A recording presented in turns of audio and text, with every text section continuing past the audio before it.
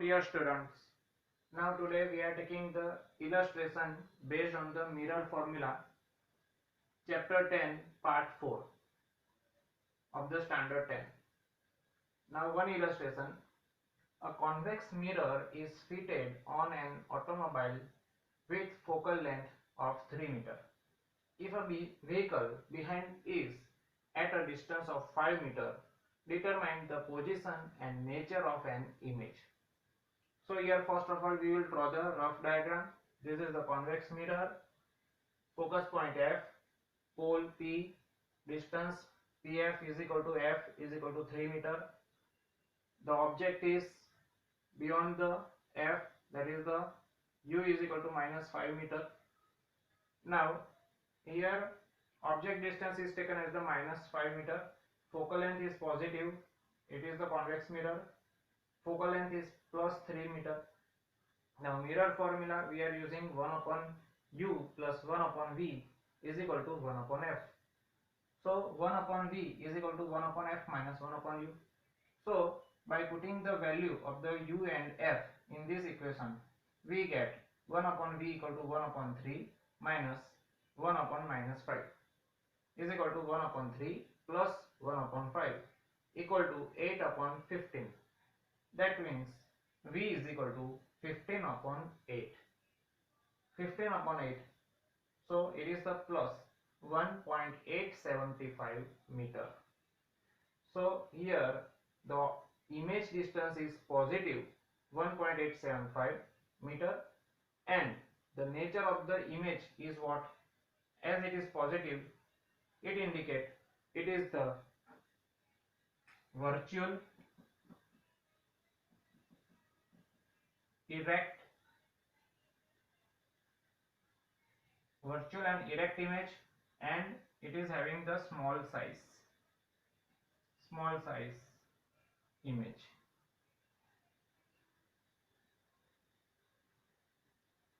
So this is the answer, that the nature of the image and position of the image indicate V equal to 1.875 meter and it is the virtual, erect and the small size.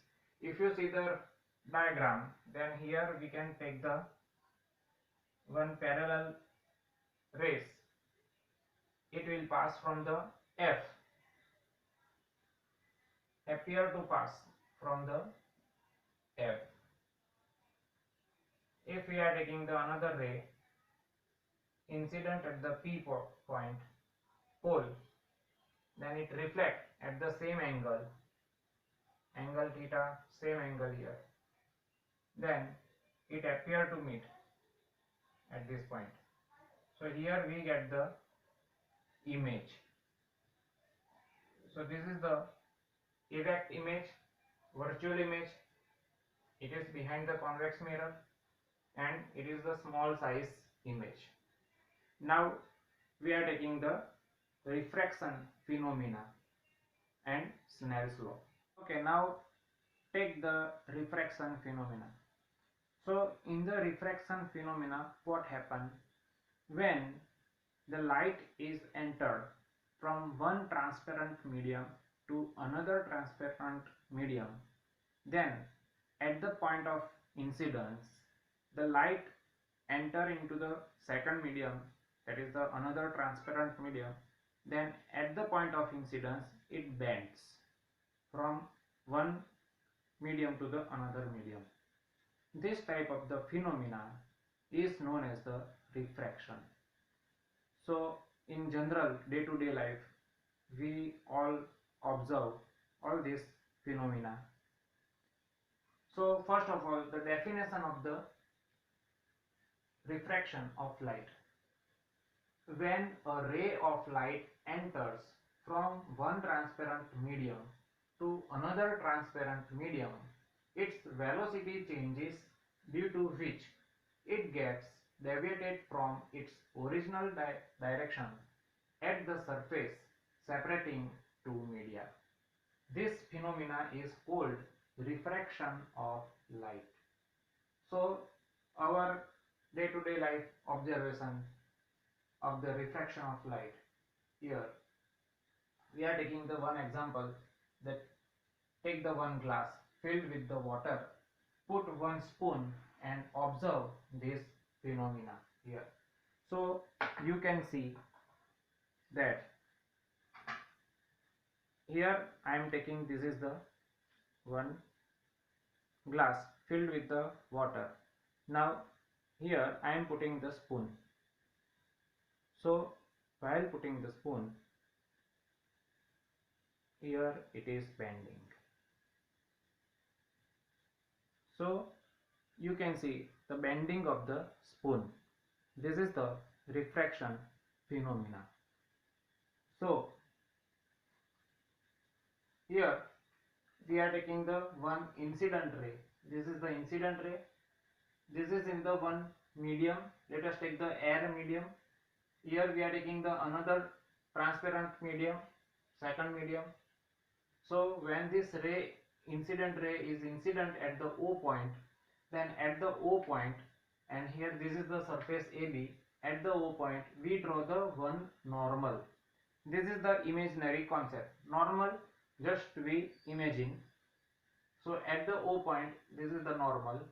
From the normal, from the O point, this ray is bending and it enter into the second medium and it bend.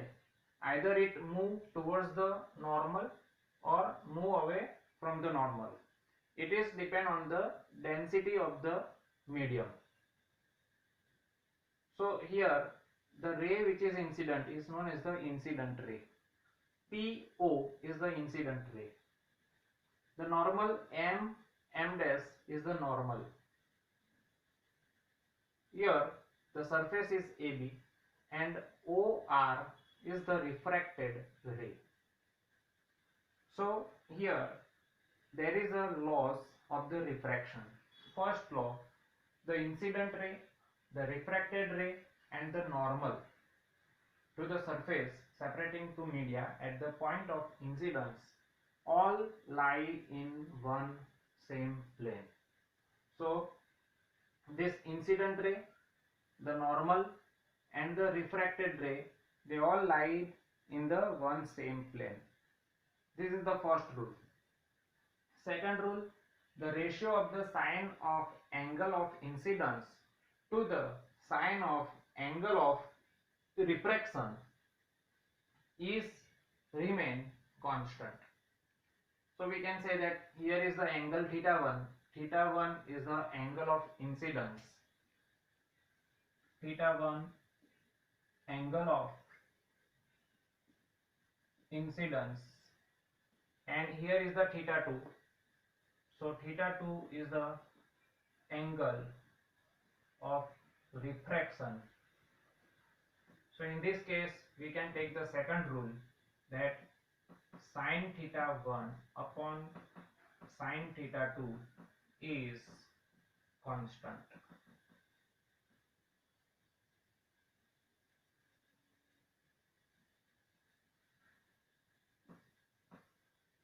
So second rule is sine theta 1 upon sine theta 2 is remain constant in any situation. So this laws, both the laws is known as the Snell's law of the refraction. Now in this equation which quantities are involved and what is the constant? Let us take the second rule here. Snell's law, we are taking the sine theta 1 upon sine theta 2 is constant. So what is this constant? This constant is known as the relative refractive index or refractive index of the second medium with respect to first medium. So it is generally taken as the n/1. Now this refractive index known as the relative refractive index. So the ratio of the velocity of the light v1 in the first medium to the velocity of the light v2 in the second medium is also known as the refractive index of the medium 2 with respect to medium 1. So again we get the refractive index n/1, that is sine theta 1 upon sine theta 2 is written as V1 upon V2. So V1 is what? It is the velocity of the light in the first medium, or velocity of the light of the incident ray. When this ray entered into the another medium, then its velocity is changed. So the velocity is taken as the V2 in the second medium. So if we write V1 upon V2, then we get the same constant, that is the relative refractive index. So this constant is known as the relative refractive index. So it is one type of the constant, and this constant indicate the property of the or phenomena of the refraction or property of the medium also. So we have the second equation, that sin theta 1 upon sin theta 2 is equal to V1 upon V2. We have first equation, sin theta 1 upon sin theta 2 equal to n21, and this n21 is equal to V1 upon V2. So actually in vacuum the light travels with the speed of 3 into 10 raised to 8 meter per second. Generally we know it as a velocity of the light, but it is actually in the vacuum, and its value is 3 into 10 raised to 8 meter per second. When this light enter into the air, then its value is somewhat less than 3 into 10 raised to 8 meter per second. But in practice or in day-to-day life, the speed of the light in the air is considered same as that in the vacuum. So here if the V1 is in the air, then we can write V1 is equal to 3 into 10 raised to 8 meter per second. So another quantity in this phenomena we are taking as a absolute refractive index. So absolute refractive index is what? The refractive index of the transparent medium with respect to the vacuum is called the absolute refractive index. So we can also relate it with the velocity. So absolute refractive index of the first medium is given as the n1, is written as the ratio of the C and the V1. So it is C upon V1. So n1 is written as the C upon V1. In the same way, for the second medium, we can take the second medium's absolute refractive index is equal to C upon V2. And now we take the equation of the n21 equal to V1 upon V2 in terms of the n1 and n2. Let's take the another information about the relative refractive index and the absolute refractive index and the Snell's law. So now n2 is taken as the absolute refractive index of the medium 2. V2 is velocity of light in the medium 2. Same way, n1 is the absolute refractive index of the medium 1. V1 is the velocity of the light in the medium 1. C is taken as the velocity of light in the vacuum. So here absolute refractive index n1 is written as the C upon V1. n2 is written as the C upon V2. So n21, that is the relative refractive index of the second medium with respect to first medium, is written as n2 upon n1 is equal to C upon V2 by C upon V1 is equal to V1 upon V2. So n21 is relative refractive index, it is the constant, and it is the sin theta 1 upon sin theta 2. So sin theta 1 upon sin theta 2 is equal to n2 upon n1. So in this way if we simplify this, we can write n1 sin theta 1 is equal to n2 sin theta 2. So n1 sin theta 1 equal to n2 sin theta 2. This is the general form of the Snell's law. If you enter the third medium, then for the second and third medium, you can write n2 sin theta 2 is equal to n3 sin theta 3. So it is also Snell's law. So as well as n2 upon n1 is written as v1 upon v2, that we know. Now another point, when the incident ray is enter from rarer medium like the air to the denser medium like the water,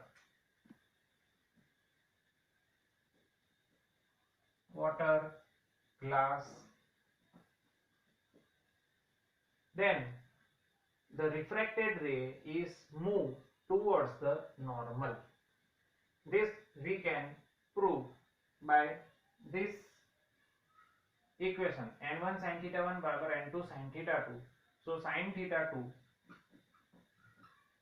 is written as n1 sin theta 1 upon n2. So here n1 upon n2, n1 is less than n2, so here n2 is greater than n1, so denominator is high, so this term is somewhat less, so sin theta 2 is also less, or sin theta 2 is small, that means theta 2 is small. So as the theta 2 small, then the refracted ray is moved towards the normal. So rarer to denser, then refractive ray move towards the normal. In the same way, when the ray coming from the denser medium to the rarer medium, then refractive ray is move away from the normal. So it move away from the normal like this. It move away from the normal. So this is the common information about the absolute refractive index, relative refractive index, and the Snell's law. So Snell's law we can use in the refraction phenomena. So in all the refraction phenomena you can use the Snell's law. And now in the next topic we will take the refraction due to the rectangular slab. After then we will take the refraction due to the concave lens and the convex lens.